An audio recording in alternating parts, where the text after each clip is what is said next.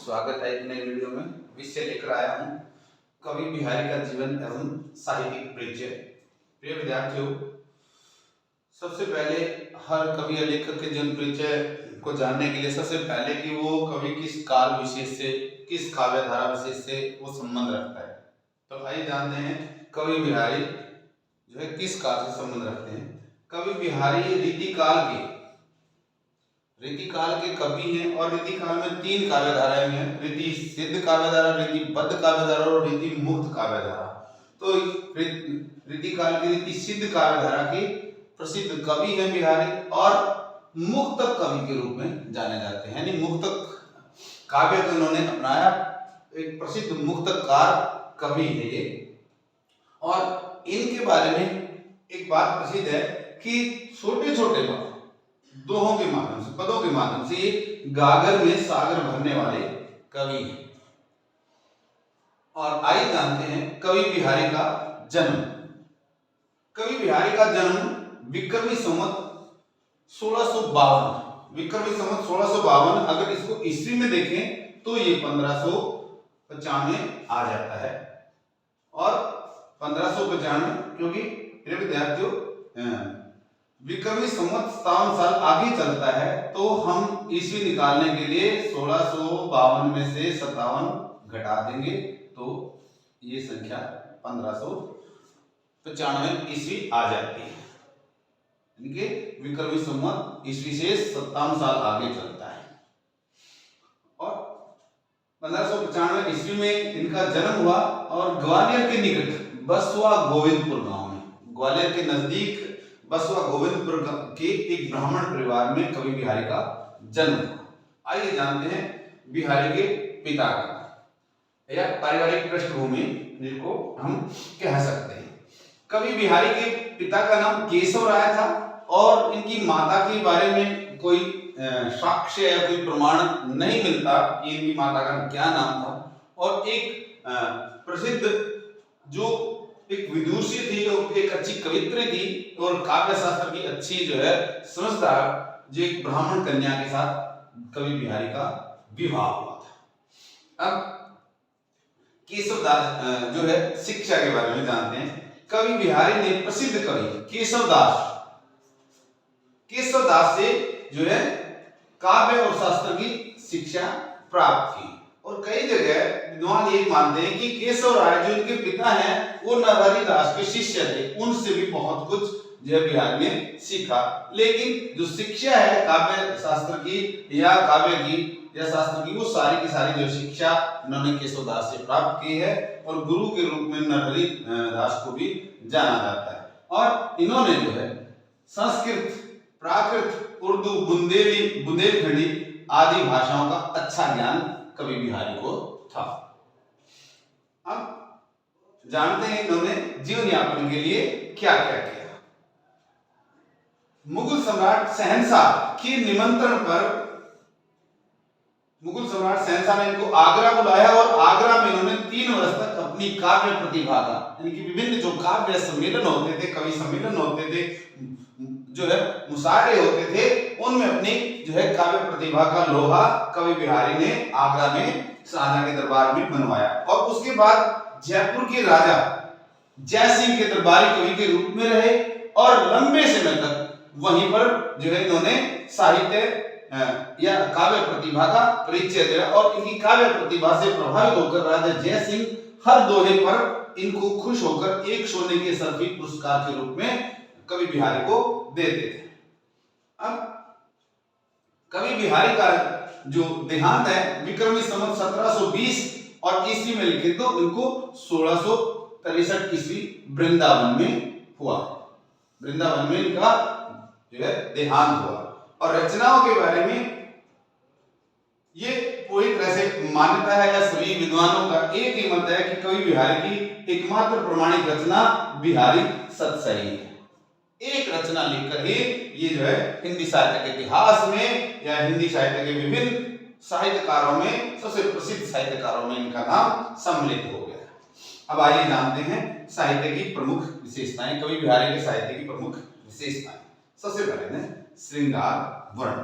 कवि बिहारी श्रृंगार के कवि हैं रीति सिद्ध कवि हैं और श्रृंगार रचना श्रृंगार के दोनों पक्ष संयोग श्रृंगार और वियोग श्रृंगार दोनों का वर्णन इनके साहित्य में इनकी कविताओं में देखने को मिलता है।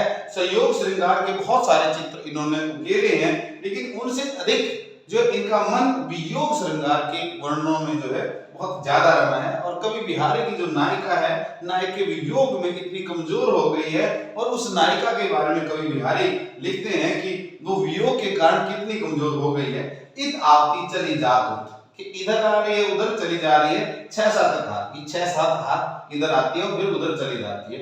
ऐसी स्थिति नायिका के साथ क्यों हो रही है कि नायिका को ऐसा लग रहा है कि जैसे चढ़ी हिंडोरे सी रहे, कि जैसे वो झूले पर झूल रही हो, पींग पर झूल रही हो, उस आसन सा सांसों के साथ कि उसको सांसें आ रही है, 6-7 हाथ इधर आती है कभी उधर जाती है। ये हालत इतनी कमजोर जो वियोगावस्था के कारण हो गई है कि वियोग की जो प्रकाष्ठा है वो जो है इस पद में देखने को मिलती है। और यहाँ अतिशयोक्ति जो है कवि बिहारी ने वियोग वर्णन में की है। उसके बाद कवि बिहारी की अगले जो है साहित्यिक विशेषता या काव्यगत विशेषता है। प्रिय विद्यार्थियों, काव्यगत विशेषता या साहित्यिक विशेषता एक ही बात होती है, कोई अलग नहीं। भक्ति भावना, कवि बिहारी ने श्रृंगार के साथ साथ भक्ति भाव के चित्र भी उकेरे हैं और बहुत बार जो है रीतिकाल के कवियों पर विशेषकर बिहारी पर भी ये आरोप प्रत्यारोप लगते हैं कि इनमें भक्ति भावना नहीं थी।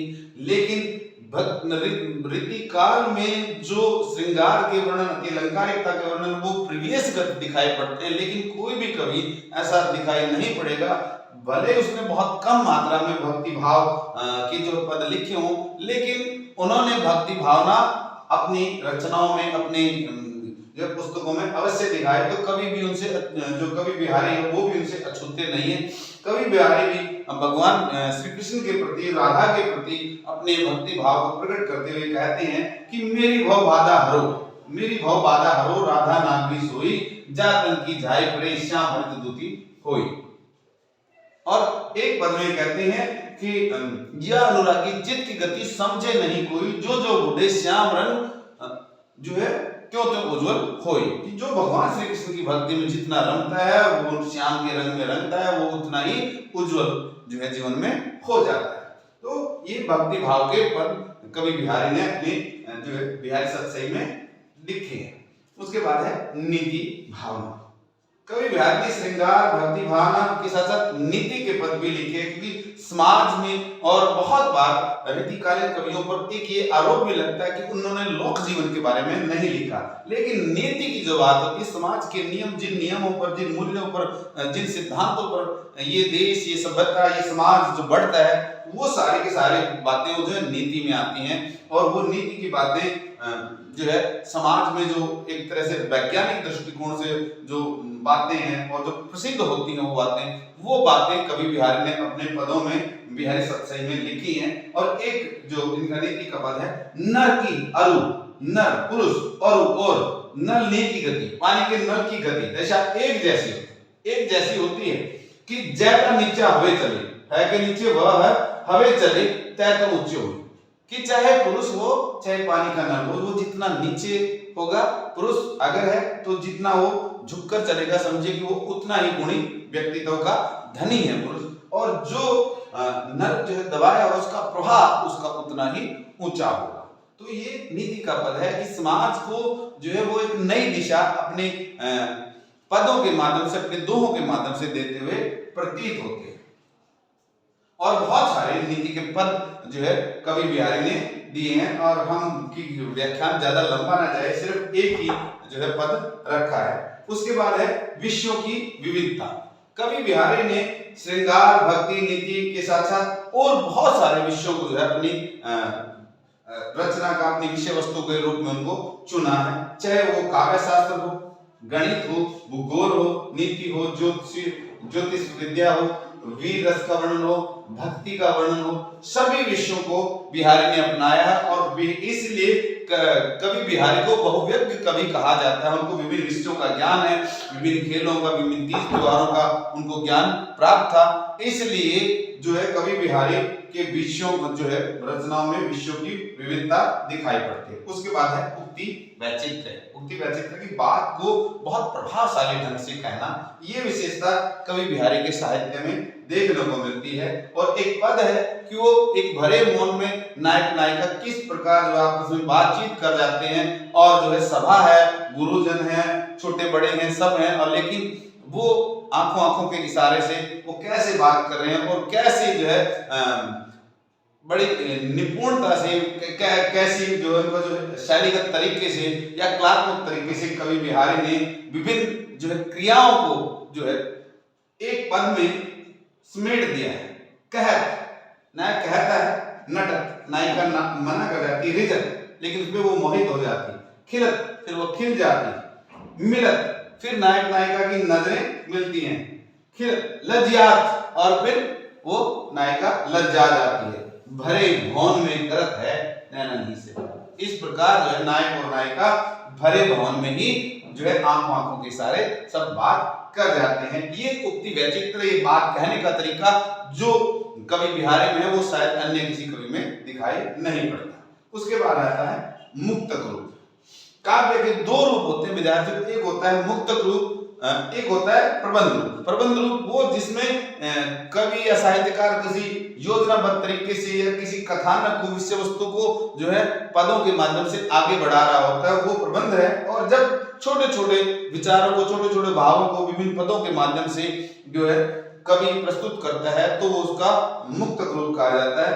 और रीतिकाल के कवियों के पास शायद इस चीज का लंबा या बड़ा समय नहीं था, क्योंकि उनको जो है दरबारों में अपनी काव्य प्रतिभा का लोहा मनवाना था और अपने आश्रयदाता से मोर असरफियां लूटनी थी। और इस कार्य में कवि बिहारी जो है सबसे अव्वल नंबर नजर आते हैं, और उन्होंने काव्य के मुक्तक रूप को चुना है और एक ही रचना के माध्यम से वो नाम उन्होंने कमाया है, वो है बिहारी सतसई। और बिहारी सतसई के दोहों के बारे में एक जो है दोहा प्रसिद्ध है कि उसके बारे में कहा जाता है कि सतसैया के दोहरे जो जो सावक के तीर देखन में छोटे लगे, बेंधे सकल शरीर।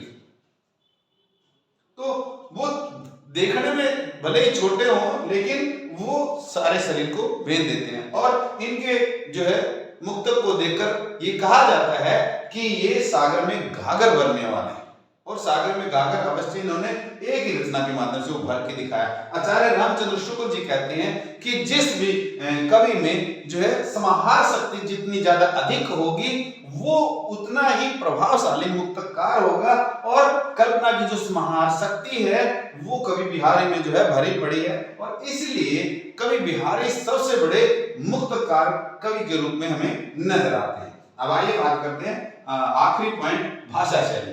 कवि बिहारी जो है मुख्यतः जो है इनका जो कार्य क्षेत्र रहा है वो आगरा, वृंदावन और जयपुर रहा है। तो इसलिए इनकी जो कविता है या इस काल की जो भाषा है वो की कविता की भाषा ब्रज भाषा है, लेकिन उसके साथ साथ बहुत सारे इन्होंने प्राकृत, उर्दू, बुंदेलखंडी या संस्कृत के शब्दों का भी प्रयोग किया, लेकिन मुख्य रूप से इनकी भाषा जो है वो ब्रज दिखाई पड़ती है। और इनमें कल्पना की समाहार शक्ति है, उक्ति वैचित्र्य है, और प्रसंगानुकूल, और जो है उदाहरण जो है विभिन्न उदाहरण शैली जो है जिसको हम विभिन्न जैसे वो पद आता है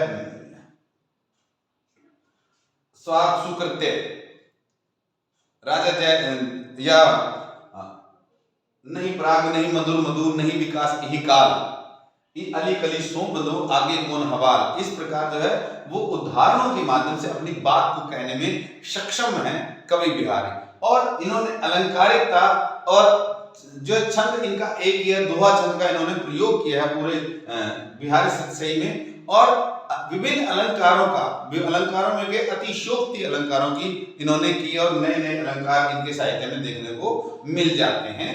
और एक कवि के रूप में और एक मुक्तकार के रूप में एक सफल जो है एक कलाकार के रूप में कवि बिहारी को हम जानते हैं। प्रिय विद्यार्थियों, इस छोटे से व्याख्यान के माध्यम से हम कवि बिहारी का जीवन एवं साहित्यिक परिचय को जो है समझ सकते हैं। उम्मीद करता हूं आपके बहुत सारे जो सवाल होंगे कवि बिहारी के जीवन और उनके साहित्यिक परिचय से जुड़े हुए, उनके हल ये व्याख्यान आपको देगा। आप सभी का धन्यवाद।